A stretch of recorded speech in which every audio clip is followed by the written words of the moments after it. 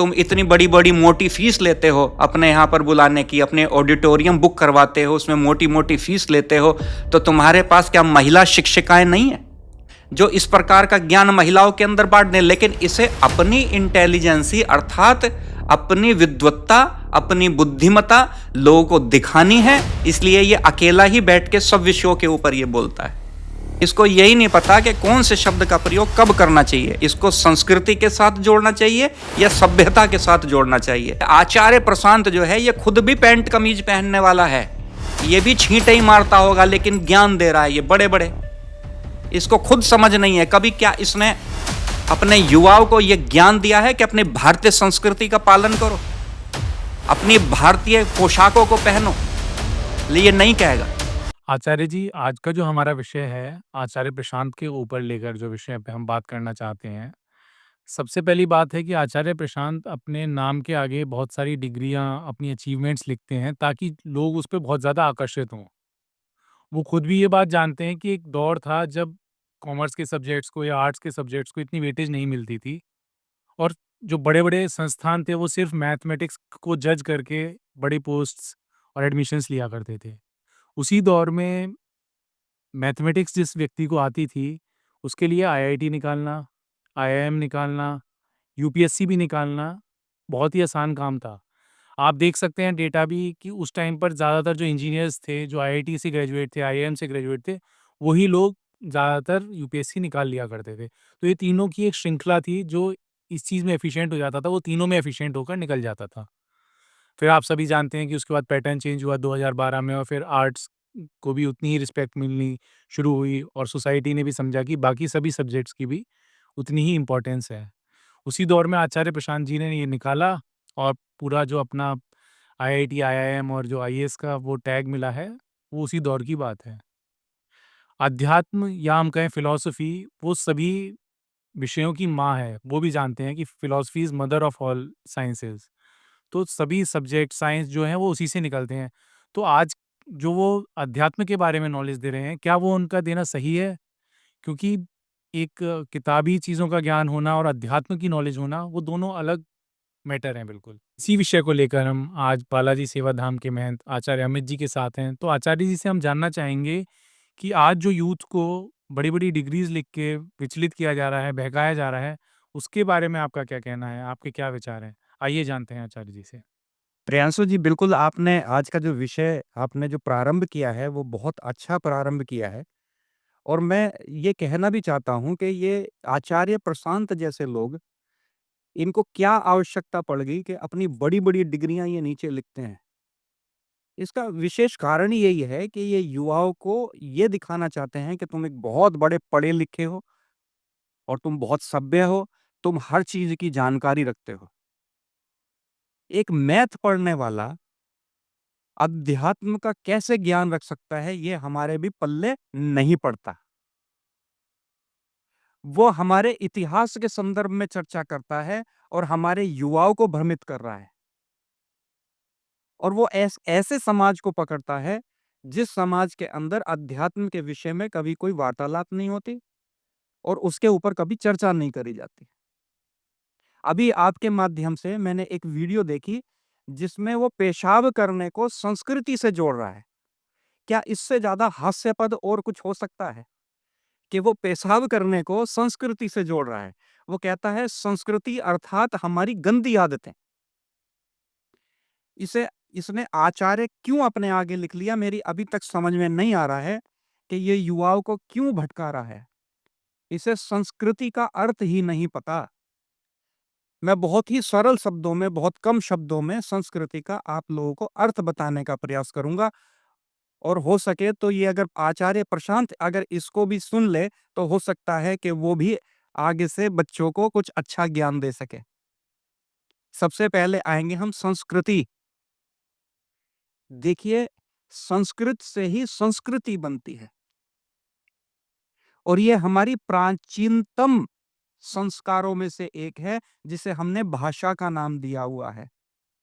महर्षि पाणिनि के समय में भी संस्कृत बोली जाती थी। अब संस्कृति अर्थात कृति, कृति अर्थात रचना, संस्कृति अर्थात रचना। और संस्कृत का अर्थ होता है संस्कार, अर्थात संस्कारों की रचना। ये हमारी प्राचीनतम संस्कृति, सनातन संस्कृति, यानी कि संस्कृत जो है वो सबसे सनातन अर्थात प्राचीन है। इसे हमने धारण किया है, अर्थात ये हमारा धर्म है। सनातन हम अपने आप को इसलिए कहते हैं क्योंकि सनातन का ना आदि है ना अंत है, और हमें गर्व है कि हम सनातनी हैं। लेकिन ये मलमूत्र करने को ये संस्कृति से जोड़ रहा है। इससे ज्यादा हास्यपद और क्या हो सकता है? ये अपने ऑडिटोरियम में 10-10 हजार रुपए की फीस लेकर ये बच्चों के साथ वार्तालाप करता है। बच्चे भी होते हैं, बड़े भी होते हैं, युवा भी होते हैं, और इतनी मोटी रकम लेकर यहाँ पर पेशाब करने को संस्कृति से जोड़ रहा है। मैंने उसकी वो पूरी वीडियो देखी, उसमें कहता आप छींटे मारते हो। इस मूर्ख से ये पूछो, क्या कभी तूने मोहनजोदड़ो हड़प्पा संस्कृति के संदर्भ में कभी तूने ज्ञान लिया है? हमारी भारतीय संस्कृति में लघु शंका, दीर्घ शंका करने के वास्तुशास्त्र के आधार पर इनका निर्माण किया जाता था। अगर इसने हमारी प्राचीन सभ्यता को यदि कभी पढ़ा हो तो इससे जानकारी भी प्राप्त हो कि किस प्रकार से हमारे यहाँ पर भवनों का निर्माण किया जाता था। ये मोहनजोदड़ो सभ्यता को अगर पढ़ेगा तो इसे अच्छी भली भांति जानकारी प्राप्त हो जाएगी कि हमारे यहाँ पर किस प्रकार का विज्ञान हुआ करता था।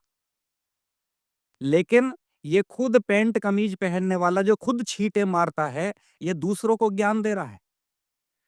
हमारी भारतीय पोशाक, जिसे हम धोती, आदि शब्द है, धोती है, कुर्ता है, जो हम पहनते हैं, हमारे यहाँ पर लघु शंका बैठ के की जाती है। उसका विशेष कारण ये होता है, अगर हम खड़े होकर लघु शंका करते हैं तो हमारा गॉल ब्लैडर जो है पूरी तरीके से खाली नहीं हो पाता, जिसके कारण यह भी हो सकता है कि आने वाले समय में आपको प्रोस्टेट कैंसर का भी सामना करना पड़े। ये पैंट पहनने की सभ्यता हमारी सभ्यता नहीं है, ये अंग्रेजों की सभ्यता है। ये बीमारी की जड़ है। ये आचार्य प्रशांत जो है, ये खुद भी पैंट कमीज पहनने वाला है। ये भी छींटे ही मारता होगा, लेकिन ज्ञान दे रहा है ये बड़े-बड़े। इसको खुद समझ नहीं है। कभी क्या इसने अपने युवाओं को ये ज्ञान दिया है कि अपने भारतीय संस्कृति का पालन करो, अपनी भारतीय पोशाकों को पहनो? ये नहीं कहेगा। ये कभी इस्लाम के बारे में, ईसाईयत के बारे में ये कभी नहीं बोलेगा। ये केवल सनातन संस्कृति को ही गाली देने वाले लोग हैं। ये हमारे युवाओं को समझना पड़ेगा। अब ये इसका जो चरित्र है वो हम लोगों के सामने रखना चाहेंगे कि ये लघु शंका और दीर्घ शंका की चर्चाएं आम जनमानस के अंदर कर रहा है। मैं सबके सामने कुछ और बातें भी इस आचार्य प्रशांत की रखना चाहूंगा, जिस प्रकार से ये हमारे लघु शंका, दीर्घ शंका, मलमूत्र के संदर्भ में भी ये संस्कृति से इन्हें जोड़ रहा है। तो चलिए मैं अपनी सभ्यता के साथ इसको जोड़ता हूं। मैं संस्कृति के साथ नहीं जोड़ूंगा। इसको यही नहीं पता कि कौन से शब्द का प्रयोग कब करना चाहिए। इसको संस्कृति के साथ जोड़ना चाहिए या सभ्यता के साथ जोड़ना चाहिए। ये हमारी एक सभ्यता थी, और हमारी सभ्यता के अंदर ये आपने देखा, ये इंग्लिश जो शीट है, ये पहली बात तो हमारे कल्चर में थी नहीं। आप पढ़ो, जिसके पास जितना ज्ञान है उसका प्रयोग करना चाहिए, क्योंकि ज्ञान की बातों का उत्तर ज्ञान से ही देना चाहिए। ये जो इंग्लिश शीट है, अंग्रेजी शीट जो है, वो हमारा कल्चर नहीं है, ये विदेशी कल्चर है। और उस विदेशी कल्चर को ये हमारे कल्चर से अर्थात सभ्यता से इसे जोड़ रहा है। ये सबसे ज्यादा गलत बात है।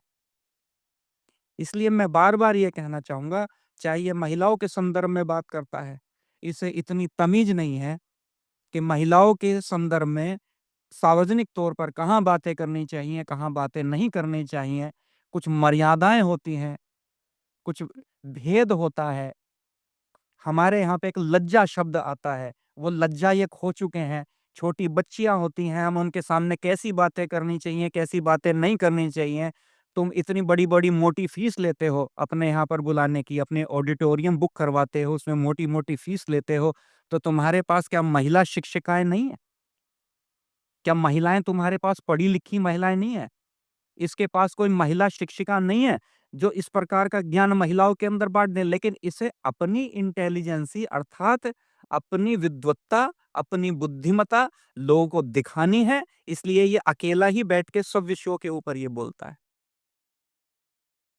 ये लाखों करोड़ों रुपए कमाने का प्रयास कर रहे हैं, कमाओ, हमें इस बात से कोई गुरेज नहीं है।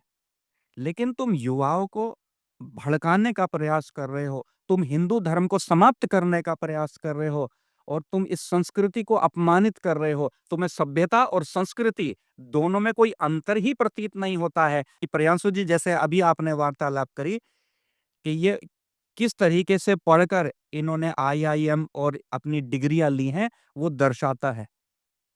मेरी युवाओं से भी ये प्रार्थना है और जो इसके आचार्य प्रशांत के जो भाषणों को सुनते हैं, मेरी उनसे भी प्रार्थना है कि गलत ज्ञान लेकर आप गलत मार्ग पे जा रहे हैं। उसका आज जो दुष्परिणाम है, आज पूरे हिंदू समाज को, पूरे राष्ट्र को भुगतना पड़ रहा है। क्योंकि मैं ऐसा मानता हूं कि जब तक ये सनातन संस्कृति जीवित है, तभी तक ये राष्ट्र है।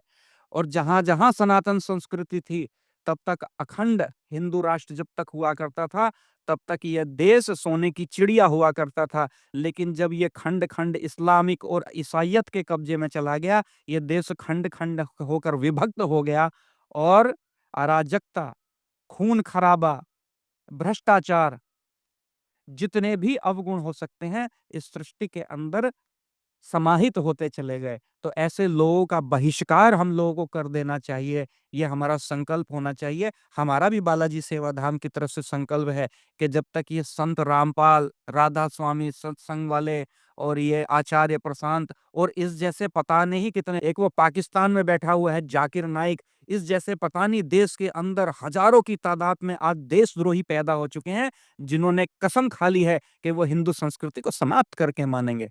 लेकिन इतना आसान नहीं है इस संस्कृति को समाप्त करना। कितने आए और कितने चले गए। जब तक हम बैठे हुए हैं, तब तक ऐसे लोगों को हम इस संस्कृति को नष्ट भ्रष्ट नहीं करने देंगे।